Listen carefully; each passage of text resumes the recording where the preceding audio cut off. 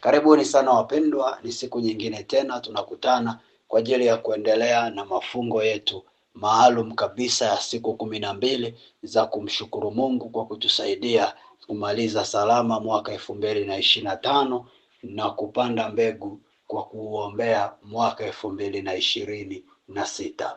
Tunamshukuru Mungu, tulipumzika ile siku ya tarehe 25 na tarehe 26 kwa sababu ilikuwa ni Christmas, kwa heshima ya kuzaliwa kwa Bwana wetu Yesu Kristo. Ndio maana tulipumzika. Tarehe 27 tunaendelea kama kawaida. Hivyo leo tunaendelea na mafungo. Kwa tunakuomba unaposikiliza haya maombi uwe katika hali pia ya kujinyima chakula, usikatize. Uwe katika hali ya kujinyima chakula huku tukiendelea na sadaka zetu za shukrani na sadaka zetu za kupanda mbegu. Kwa hilo nalo usije ukasahau. Karibuni wapendwa, hii ni ungo ya pili. Baada ya hapa tunaendeleza mpaka ile tamati tarehe 31. Karibuni mno. Basi tufungue kwa sala, tuanze rasmi siku ya leo. Kwa jina la Baba, la Mwana na Roho Mtakatifu, amen.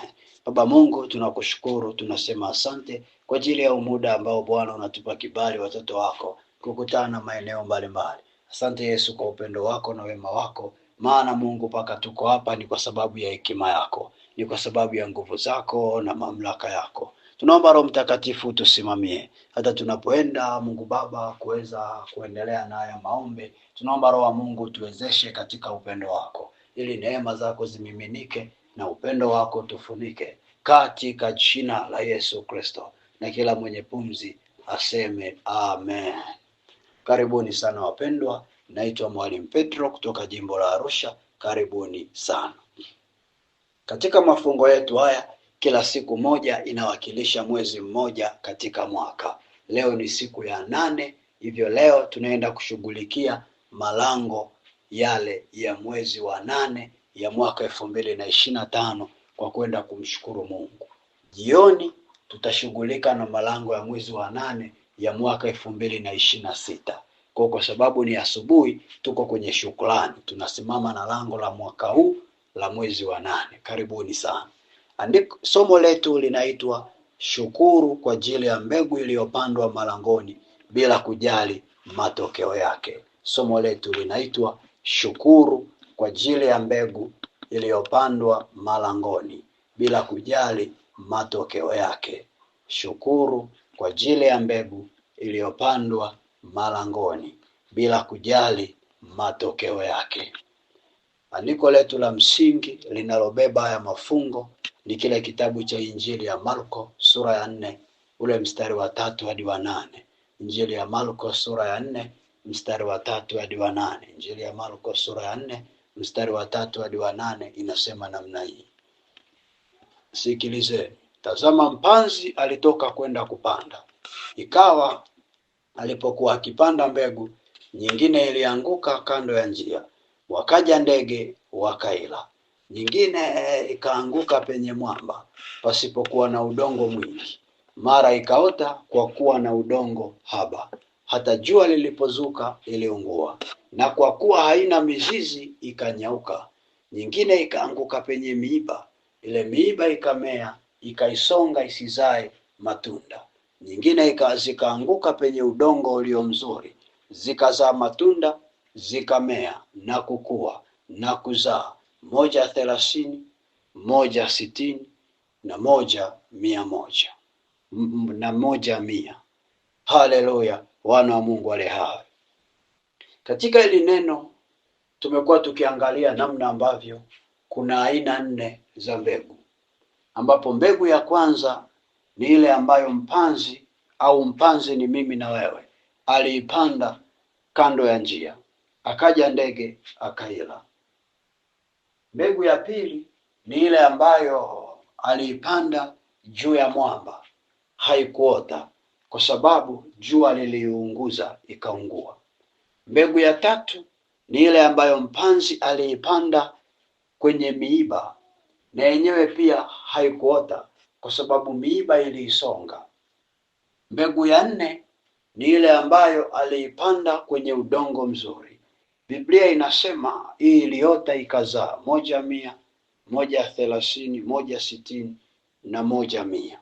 Kwa hiyo kiujumla wake tumeona kuna aina 4 za mbegu, na katika hizi aina 4, aina ya kwanza ya mbegu ilianguka kando ya njia ikaliwa na ndege, tulishajifunza tayari na tukaiombea. Aina ya pili, mbegu iliyopandwa kwenye miamba ikafa, tulishajifunza tayari na kuiombea. Aina ya tatu, mbegu iliyopandwa kwenye miiba, hii ndio ambayo tuliimalizia kujifunza kabla ya kwenda ile likizo fupi ya Christmas, tuliimalizia hiyo. Kwa leo ambapo ni siku ya 8 ya mafungo yetu, tunaenda kuanza aina ya 4 ya mbegu inayoitwa mbegu iliyopandwa kwenye udongo mzuri kisha ikamea sana. Mbegu iliyopandwa kwenye udongo mzuri kisha ikamea sana. Hii ndiyo aina ya 4 ya mbegu ambayo tunaenda kuanza rasmi kujifunza siku ya leo ya 8 ya mafungo yetu. Sema amen. Sema ya maneno mahala unaponisikiliza. Sema, mimi ni mbegu niliyopandwa kwenye udongo mzuri. Katika jina la Baba, Mwana na Roho Mtakatifu. Amen. Kwa hiyo ndio aina ya 4 ya mbegu. Mbegu iliyopandwa kwenye udongo mzuri kisha ikamea sana.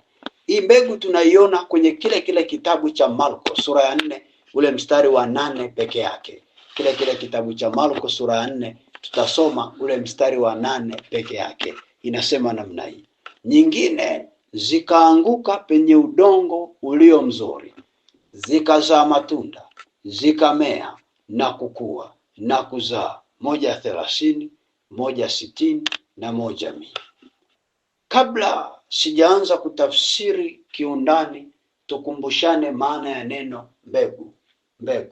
Mbegu kwa lugha ya somo letu hili, tunapoongelea mbegu tunakuwa tunaongelea ile mipango na malengo ulioingia nayo kwenye mwaka, ukitegemea kwenda kuitimiza na kuipata. Mwaka unapoanza, kila mtu ana malengo yake, ana mipango yake na matarajio yake ambayo anategemea kuyapata mwaka huo. Hiyo ndiyo tunaita mbegu. Kwa tunaposema mbegu ikapandwa kwenye udongo mzuri, huu udongo mzuri na wenyewe ni nini? Kama mbegu ni mipango tunayoingia nao kwenye mwaka, je, na udongo mzuri ni kitu gani? Takupa maana ya udongo mzuri muda huu. Udongo mzuri, tunapoongelea udongo mzuri, tunakuwa tunamaanisha udongo mzuri ni ujumla wa mpango wa Mungu na mapenzi ya Mungu katika yale anayokusudia yatupate kila mwaka katika maisha yetu. Udongo mzuri ni ujumla wa mpango wa Mungu na mapenzi ya Mungu katika yale anayokusudia yatupate kila mwaka katika maisha yetu. Udongo mzuri ni ujumla wa mpango wa Mungu na mapenzi ya Mungu katika yale anayokusudia yatupate kila mwaka katika maisha yetu. Hasa yale mambo ambayo kila mwaka Mungu anakuwa amepanga ya kupate, amepanga ya kutokee ndani ya mpango wake, ndio inaitwa udongo mzuri. Kwa lugha nyepesi, udongo mzuri ni mpango wa Mungu juu yako. Udongo mzuri ni mapenzi ya Mungu juu yako. Sawa na kile kitabu cha Yeremia ile sura ya 29 ule mstari wa 11. Yeremia sura ya 29 mstari wa 11. Yeremia 29:11 inasema namna hii: maana nayajua mawazo ninayowazia ninyi, asema Bwana, ni mawazo ya amani wala si ya mabaya, kuwapa ninyi tumaini siku zenu za mwisho. Kwa Mungu anazungumza, anatuwazia mawazo mema, si mabaya. Anatuwazia kutupa tumaini hata siku zetu za mwisho. Kwa hiyo yale mawazo mazuri anayotuwazia Mungu, ile mipango mizuri anayotuwazia Mungu, yale mapenzi yake mazuri anayotuwazia Mungu, hiyo ndio inaitwa udongo mzuri kwenye maisha yetu. Kwa tunaposikia udongo mzuri, kwa lugha nyepesi, unatakiwa kuelewa ni mpango wa Mungu aliyokupangia, ni mawazo Mungu aliyokuandalia, ni mapenzi yake aliyokuandalia. Asa katika somo letu tunasema mpanzi alipanda mbegu katika udongo mzuri. Sasa mbegu ni mipango unayoingia nayo wewe katika mwaka. Udongo mzuri ni mpango wa Mungu juu yako. Sasa tafsiri ya kupanda mbegu kwenye udongo mzuri kwa tafsiri nyepesi ni ipi? Takupa muda huu. Tafsiri ya kupanda mbegu kwenye udongo mzuri. Tafsiri ya kupanda mbegu kwenye udongo mzuri. Kupanda mbegu kwenye udongo mzuri ni ile hali ya mipango yako uliyoipanga kuitimiza katika mwaka, kuendana na mpango wa Mungu na mapenzi ya Mungu katika yale aliyokuwa amekusudia akupatie mwaka huo. Kupanda mbegu katika udongo mzuri ni ile hali ya mipango yako uliyopanga kuitimiza katika mwaka, kuendana na mpango wa Mungu na mapenzi ya Mungu katika yale aliyokuwa amekusudia akupatie mwaka huu. Kwa tunapoongelea kupanda mbegu kwenye udongo mzuri, tunakuwa tunamaanisha ile mipango yako uliyoingia nayo kwenye mwaka ikatokea imeendana na mpango wa Mungu na mapenzi ya Mungu ambao na yeye pia alikuwa amekusudia akupatie mwaka huo. Kwa mipango yako uliyoingia nayo kwenye mwaka ikiendana na mpango wa Mungu aliyekuwa amekusudia akupatie kwenye mwaka, hapo tunasema umepanda mbegu kwenye udongo mzuri. Malengo yako uliyoingia nayo kwenye mwaka yakiendana na mawazo ya Mungu aliyokuwa amekukusudia akutendee mwaka huo, hapo tunasema umepanda mbegu kwenye udongo mzuri. Sijui kama tuko pamoja, watu wa Mungu. Kile kitabu cha waraka wa kwanza wa Yohane sura ya 5 mstari wa 14. Waraka wa kwanza wa Yohane sura ya 5 mstari wa 14. Waraka wa kwanza wa Yohane sura ya 5 mstari wa 14. Inasema, na huu ndio ujasiri tulio nao kwake, ya kuwa tukiomba kitu sawa sawa na mapenzi yake atusikia. Kwa tunaambiwa kuna ujasiri tunao ukiomba kitu sawa sawa na mapenzi yake anakusikia. Kwa tafsiri nyepesi ni kwamba kuna wakati unaweza ukaomba ila ikawa haujaomba sawa sawa na mapenzi yake, na kwa sababu haujaomba sawa sawa na mapenzi yake, hivyo hawezi kukusikia. Kwa lugha nyingine unaweza ukasema hautojibiwa maombi yako kama ukiomba kinyume na mapenzi ya Mungu. Lakini ukiomba sawa sawa na mapenzi yake anakujibu. Turudi kwenye reli ya somo letu. Unapoanza mwaka ukiwa na mipango na malengo yaliyo sawa sawa na mapenzi ya Mungu, unajibiwa kwenye mwaka. Ila ukianza mwaka ukiwa na mipango na malengo yaliyo kinyume na mapenzi ya Mungu, haujibiwi. Narudia tena hii sentensi kuweka mkazo na msisitizo kwa wale wazee wenzangu. Iko namna hii.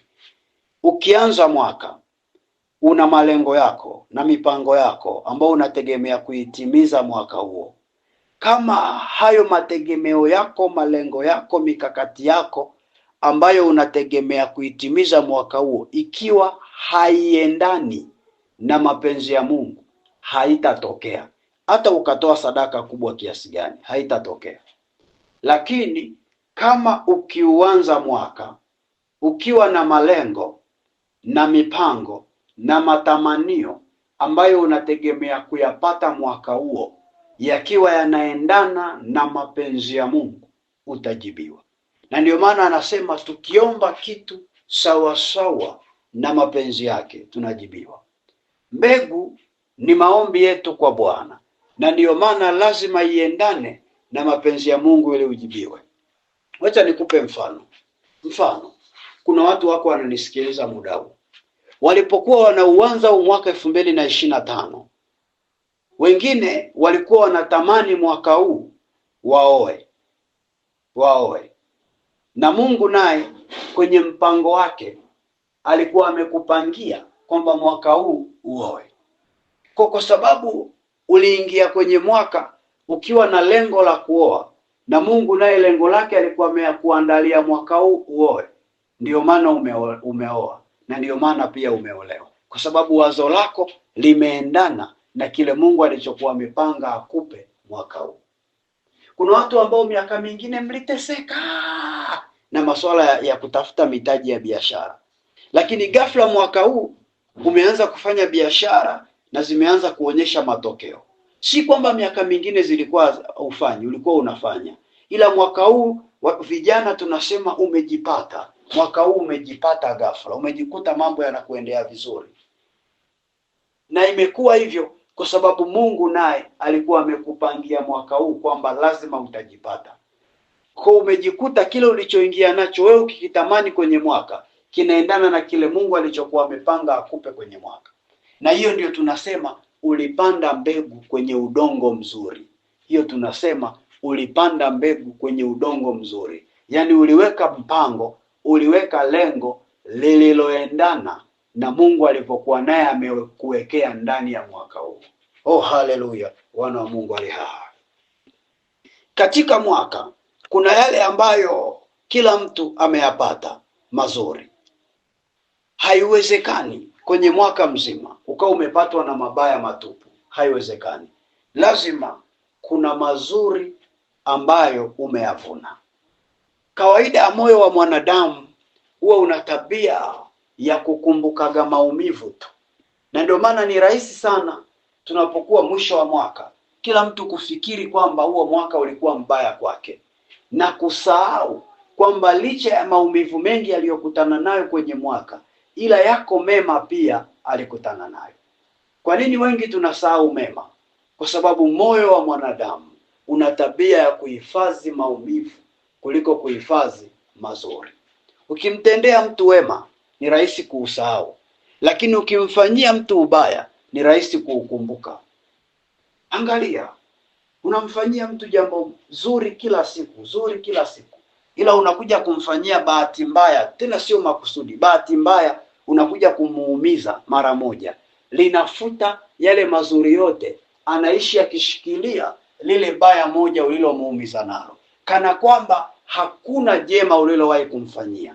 Huyo ndiyo mwanadamu. Unaweza ukajipiga kifua chako ukasema mimi ni mwanadamu mwenye nyama, damu na hamu. Ndio tuko hivyo. Na ndiyo maana ni rahisi sana hata Mungu ndani ya 2025 akawa alikutendea mazuri mazuri mazuri mazuri, lakini akaja kukupiga kasindano kamoto kamoja tu kwenye mwaka, na unajikuta umefuta ule wema wa Mungu wote. Umebaki unakumbuka tu, huu mwaka nimeumizwa, huu mwaka nimeumizwa. Muda huo unaposema huu mwaka umeumizwa, huku kwenye familia yenu mlishuhudia ndoa, umesahau na hilo kwamba lilikuwa ni jema. Mbona umelisahau? Muda huo unaposema huu mwaka umeumizwa, unasahau huo mwaka huu hujalazwa hospitali. Kuna watu wameshinda mwaka mzima wanalazwa. Leo yenyewe kuna mtu nilikuwa namuombea, ananiambia mama yake ana kansa kwenye ziwa. Wanamaliza mwaka wanauguza mgonjwa wa kansa nyumbani kwao. Wewe hapo unayenisikiliza, unamaliza mwaka huna uliyemuuguza hospitali. Hujajiuguza hospitali. Umesahau na hilo. Lakini pia wale nao ambao wanamaliza mwaka wana mgonjwa hospitali, wana mgonjwa wa kansa au wana mgonjwa wa aina nyingine, si kwamba na wao pia hawana mema ambao Mungu amewatendea. Na wao pia wanalo jema ambao limetokea kwenye maisha yao. Sasa kila jema lililotokea kwenye maisha yako, huo ni udongo mzuri ambao ulikuwepo kwenye mwaka husika, na ni mbegu uliyopanda kwenye udongo mzuri. Na ndiyo maana siku ya leo tutasimama kwenye lango la mwezi wa 8 la mwaka 2025 kwenda kumshukuru Mungu kwa ajili ya kila wema tuliokutana nao mwaka huu. Tutamwambia Mungu asante. Tutasahau maumivu yote, tutasahau mabaya yote, tutasahau makando yote, tutasahau machangamoto yote ambayo tumeburuzana nayo mwaka mzima. Tutakumbuka kitu kimoja tu, mema yale ambayo Mungu ametutendea mwaka huu. Mtu wa Mungu aliye hai, mahala popote ulipo, unaweza ukakamata sadaka yako ile ambayo umeandaa kuitoa kwenye malango ya mwezi wa 8 ya mwaka 2025. Kamata sadaka yako mahala ulipo, kisha tutaenda kuingia kwenye maombi majira haya, maombi maalum kabisa kwa ajili ya kwenda kumshukuru Mungu kwa ajili ya ule wema ambao amefanya na kutenda katika maisha yetu. Kamata sadaka yako. Kwa wale ambao tayari mlishaandaa sadaka, mnaruhusiwa kuanza kutuma kuanzia sasa. Unaweza ukaanza kutuma, usije ukapata vishawishi ukajikuta unaitumia au ukajikuta unaila au unafanyia kitu fulani. Kwa mimi nakushauri, kwa yule ambaye umeshaandaa, unaweza ukaanza kutuma kuanzia sasa. Na ninaweka msisitizo, haya maombi tunayoomba yana masharti. Sharti la kwanza, uwe umefunga chakula kwa wale wenye afya njema. Sharti la pili, uwe unasikiliza haya masomo tunayojifunza asubuhi na jioni na unaomba pamoja na sisi. Sharti la tatu, uwe unashiriki sadaka. Kama ukikiuka sharti hata moja, hautaona matokeo, hautajibiwa. Kwa ndo maana ninakuomba, hakikisha vitu vyote hivi vitatu unazingatia. Unafunga chakula, unasikiliza masomo asubuhi na jioni na unaomba, na unatoa sadaka. Usiache kutimiza hata kimoja wapo, hautajibiwa. Ninakupa ushauri wenye faida ya bure. Na ndio maana ninaomba kila mmoja andae sadaka yake ili tuende tukakamilishe ule utaratibu tuliokubaliana na Roho Mtakatifu. Kandaraboshakarabasiki. Karamoshakareboshandarabosaka. Ribo sandaraboshakarabashiki. Basi ninamwamini Mungu, naamini kila mmoja sasa ameshaandaa sadaka yake.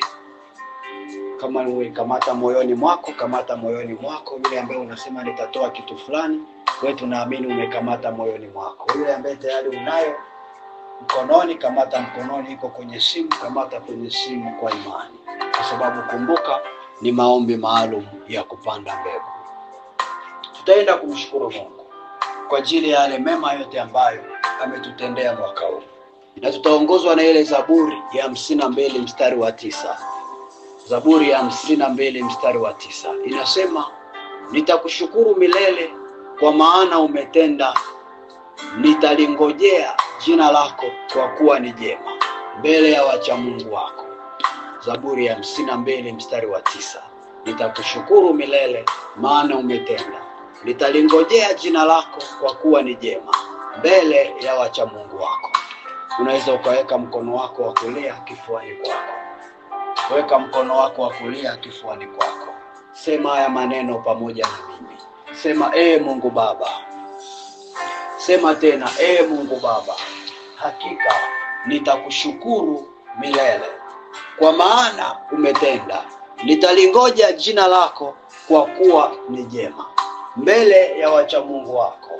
Ninasimama Mungu Baba, ninakuomba kukushukuru kwa ajili ya yale yote mema ambayo umenitendea mwaka 2025. Baba, ninayahesabu ni kama mbegu niliyopanda kwenye udongo mzuri. Sema, Mungu Baba, haikuwa kwa akili yangu kwa yale mema yote niliyovuna mwaka huu. Baba, haikuwa ujanja wangu. Baba, haikuwa jitihada zangu. Baba, haikuwa juhudi zangu, bali yote yaliyotokea, Roho Mtakatifu, ni kwa uweza wako. Roho Mtakatifu, ni kwa msaada wako. Ndio maana ninasimama mbele yako. Ninasema asante kwa namna ulivyonishika mkono. Ninasema asante kwa namna ulivyoniwezesha. Sema, Mungu Baba, ninaleta na sadaka yangu hii Bwana. Ninaitoa kwenye malango haya ya mwezi wa 8 ya mwaka 2025. Sema, Mungu Baba, ninaitoa sadaka yangu hii ya shukrani kwenye malango ya mwezi wa 8 mwaka 2025. Sema, Mungu Baba, ninaomba uipokee mbele ya kiti chako cha enzi. Naomba uipokee mbele ya kiti chako cha enzi. Maana niwe Mungu uliyetenda. Maana niwe Mungu uliyefanya. Si mwanadamu, bali niwe Mungu kwa mkono wako uliyetenda. Ndiyo maana nakabidhi sadaka hii mikononi mwako. Ninaichanganya na damu ya Yesu. Ninaichanganya na damu ya Yesu. Ninaichanganya na damu ya Yesu. Naomba Baba ifike kwako. Naomba Baba ifike kwako. Ininenee shukrani. Ininenee shukrani. Maana ni Mungu uliyenifanyia. Maana ni Mungu uliyenitendea. Baba, pokea shukrani, pokea sifa, pokea sifa, pokea sifa. Endelea kumshukuru Mungu kwa maneno yako. Endelea kumshukuru Mungu kwa maneno yako. Usiseme Mwalimu Petro na shukuru juu ya nini? Shukuru juu ya kila mbegu ambayo imetokea mwaka huu 2025. Kila mbegu ambayo imezaa, kila mbegu iliyozaa tunda jema, ilianguka kwenye udongo mzuri. Shukuru mbele za Bwana. Usijisaulishe kwamba yako mema ambayo Mungu alikufanyia. Usiwe mtu wa kuhesabu mabaya. Usiwe mtu wa kuhesabu mabaya kiasi ambacho unauona mwaka kama ulikuwa ni mbaya kwako. Unasahau wako watu wamekufa, wameshindwa kumaliza mwaka. Wewe mbona umeumaliza ukiwa mzima? Ni neema ya Bwana. Unamaliza mwaka, hujawahi hata kulazwa ICU. Hujawahi kulazwa ICU. Ni neema ya Bwana. Kuna watu mko hapa mwaka mzima hamjaumwa matumbo, hamjaumwa malaria, hamjaumwa typhoid, hamjaumwa UTI. Mwili imekuwa mzima, mwili imekuwa na afya njema. Kuna mtu una miaka na miaka haujawahi chomwa sindano. Wengine mnamaliza mwaka mjameza dawa. Ila kuna watu wamemeza dawa kama karanga, ni kitu cha kawaida kwao. Ila wewe umepewa neema. Simama kwenye malango ya shukrani. Mwambie Bwana asante. Mwambie Bwana asante. Mwambie Bwana asante. Usinyamaze mtu wa Mungu. Mwambie Mungu asante kwenye kila alilokutendea. Wewe unaweza ukaliona ni dogo, lakini kwa Mungu lina maana kubwa, kwa sababu kuna wengine wamelikosa, ila wewe umepewa. Wewe umepewa. Wewe umepewa. Umelipa nini mbele za Bwana? Umesema nini mbele za Bwana? Si kwamba unajua kuomba kuliko wengine, si kwamba wewe ni mzuri sana kuliko wengine. No. Ila ni neema ya Bwana ilikuwezesha. Ni mkono wa Bwana ulikuwezesha. Kuna watu ambao kwenye familia zenu, kuna watu wamepata kazi mwaka huu, wameajiriwa. Wengine wamepata mitaji wakajiajiri. Wengine wamepandishwa vyeo. Wengine wamepata fursa ya kusafiri nchi za nje kwa mara ya kwanza mwaka huu. Wengine wamepanda ndege kwa mara ya kwanza. Yote hiyo ni neema. Wengine kuna ndugu mlipotezana nao miaka mingi, lakini mwaka huu kakutana nao. Na watu mlikuwa mmekosana nao miaka na miaka, ila mwaka huu mkapatana. Kuna watu ulikuwa unawadai miaka na miaka, mwaka huu wamekulipa fedha yako. Mwambie Mungu asante kwa kila kitu. We shukuru tu, we shukuru tu. Mifugo yako unayofuga inaongezeka tu bandani. Mwambie Mungu asante, kwa sababu wako watu ambao kila wakijaribu kufuga vinakufa. Wewe ni nani mpaka visife? Mwambie Mungu asante mbele za Bwana. Shukuru hata kwa ajili ya karama, kwa ajili ya kipawa. Kuna watu ambao mwaka huu kwa mara ya kwanza umeweza kusimama mkahubiri neno la Mungu mbele za watu. Umeweza kumshauri mtu, umeweza kumhudumia mtu kwa kumuombea. Kwa mara ya kwanza umefanikiwa kumaliza shule fulani ya huduma, wito fulani umeingia kwa mara ya kwanza 2025. Hilo ni jema. Hebu rudi kwa Bwana leo. Shukuru tu, shukuru tu. Kumbuka leo tunashukuru tu kwa ajili ya mema yote tuliyoyaona 2025. Ni mengi mno Bwana ametenda. Hata hii pumzi tunayopumua ni moja ya hayo mema. Hii pumzi tunayopumua ni moja ya hayo mema. Ndio maana haupaswi kunyamaza. Utakuwa wewe ni mbinafsi.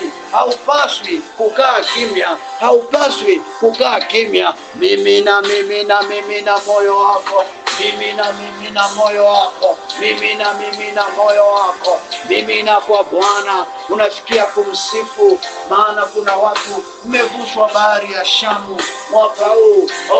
Farao ameangamizwa. Kuna mtesi alikuwa anakutesa miaka mingi, lakini mwaka huu Bwana alisimama upande wako kukutetea. Kuna watu mlikuwa na makesi mahakamani, vuta nikuvute miaka na miaka, ila 2025 Bwana alijibu, Bwana alitenda. Shukuru tu mbele za Bwana. Ukisikia kushukuru kwa ajili ya taifa, shukuru pia kwa ajili ya taifa lako. Shukuru pia kwa ajili ya nchi yako. Shukuru kwa ajili ya nchi yako.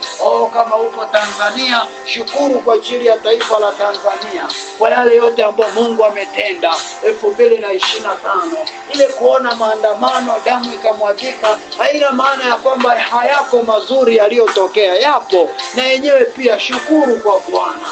Shukuru kwa Bwana. Upo Kenya, shukuru kwa ajili ya Kenya. Uko Marekani, shukuru kwa ajili ya Marekani. Kila nchi uliopo, Uholanzi, shukuru kwa ajili ya Netherlands. Kila taifa shukuru kwa ajili ya hilo taifa. Hata kama we sio raia wa hilo taifa, lakini ndilo unaloishi, shukuru kwa ajili yake. Shukuru kwa ajili yake. Shukuru kwa ajili ya imani ya kanisa. Kanisa, shukuru kwa ajili ya kanisa. Shukuru kwa ajili ya kanisa Katoliki. Shukuru hata kwa ajili ya hichi kipawa cha uinjilishaji ambao umefunguliwa na kanisa. Mpaka kwenye mitandao ya kijamii, mpaka kwenye vyombo vya habari. Miaka ya nyuma isingekuwa rahisi kumsikia Mungu kwenye WhatsApp, kumsikia Mungu Facebook, kumsikia Mungu YouTube, TikTok, kwenye maredio, kwenye ma-TV. Lakini sasa inawezekana. Unakaa kwako, unasikiliza redio, unasali. Unasikiliza kwenye WhatsApp, unasali. Ni Mungu amefungua neema kwenye kanisa Katoliki. Mshukuru Mungu hata kwa ajili ya huo uamsho. Mshukuru Mungu kwa ajili ya huo uamsho. Mshukuru kwa ajili ya maaskofu, mapadri, Baba Mtakatifu ambaye tumempata mwaka huu, Papa ambaye tumempata mwaka huu, Papa wa kwanza kutoka taifa la Marekani, na yenyewe pia ni neema. Shukuru kwa Bwana, shukuru kwa Bwana, maana kila lililotendeka, ngazi ya taifa, ngazi ya mtu mmoja mmoja, ngazi ya kanisa, ngazi ya vyama vya kitume, yote ni kwa neema ya Bwana. 2025 imekuwa ni mwaka wa pekee, imekuwa ni mwaka wa pekee. Yamefanyika mambo ya kipekee pekee ambayo hayakuwa yamezoeleka kufanyika. Oraka korianderebo shaka. Shukuru kwa Bwana. Risekende riki karabati roku shamanda koria kasekerebo ropoko shamaka rikinde ketarabanda korobo shamaka seke. Endelea kumimina moyo wako kwa Bwana. Shukuru mpaka ule mzigo ndani ukuachie. Endelea tu, mtu wa Mungu. Shukuru, shukuru. Rasekende